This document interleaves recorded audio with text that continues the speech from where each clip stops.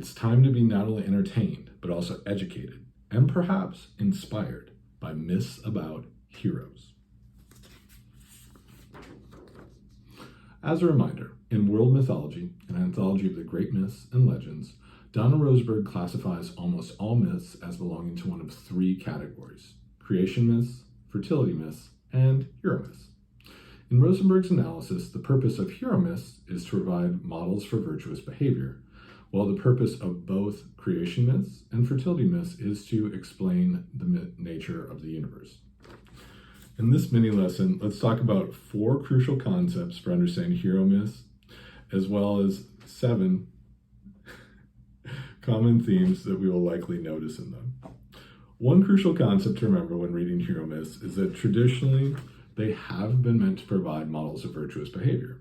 Thus, stories about heroes have been meant to not only entertain, but also educate, to teach what the thoughts, words, and actions of heroes are through examples.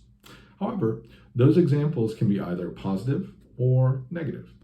Remember, although heroes may seem larger and grander than us, they remain relatable characters because they have not only human strengths, but also human weaknesses. If the story seeks to provide models of virtuous behaviors through positive examples, then the hero's strengths tend to create what we would call a heroic arc for the character. That is, things tend to get better, to arc upward for them over the course of the story. If the story seeks to provide models of virtuous behaviors through negative examples, then the hero's weaknesses tend to create what we would call a tragic arc for that character. That is, things tend to get worse to arc downward for them over the course of the story. The second and third crucial concepts to consider when reading hero myths are related: control and choice. The stories of heroes often reflect the beliefs of the culture that created them in terms of control. In some stories, the hero does have control over his or her destiny. That is because the culture that created his or her story may have believed that an individual's choices are not limited by the gods, by fate, by social class or caste, etc. However, in some stories, the hero does not have control over his or her destiny. That is because the culture that created his or her story may have believed that an individual's choices are limited by the gods, by fate, by social class or caste, etc.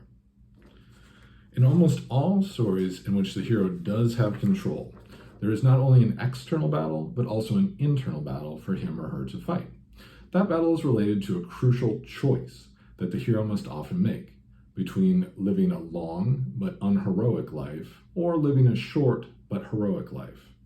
If the character makes the choice of a long but unheroic life, the consequence of this is that he or she will not be remembered.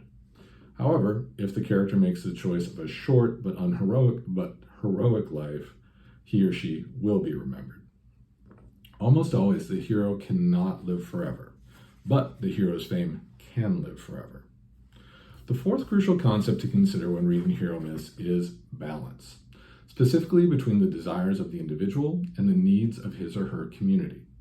Often, the hero's choice is related to this balance, as the hero must decide if he or she is willing to risk losing his or her life as an individual to earn the reward of saving the life of his or her community. If the hero is willing to risk individual death, then often he or she is rewarded with lasting fame.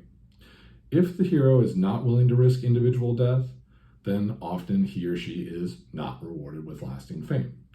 Note that the hero does not necessarily need to die. He or she just needs to be willing to take that risk.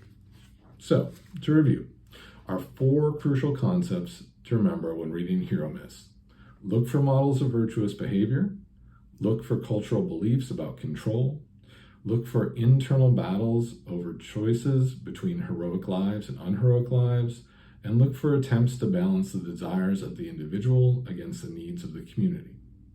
Finally, as we did during our modules on creation myths and fertility myths, we will notice some common themes in hero myths. As Rosenberg points out,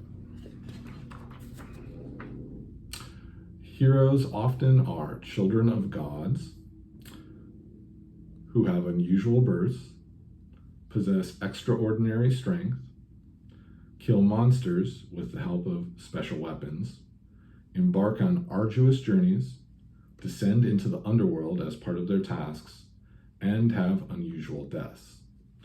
These common themes roughly correspond to what the comparative mythologist Joseph Campbell famously called the hero's journey in best-selling books such as The Hero with a Thousand Faces.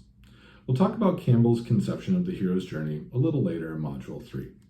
Until then, I hope you enjoy reading our first few hero myths.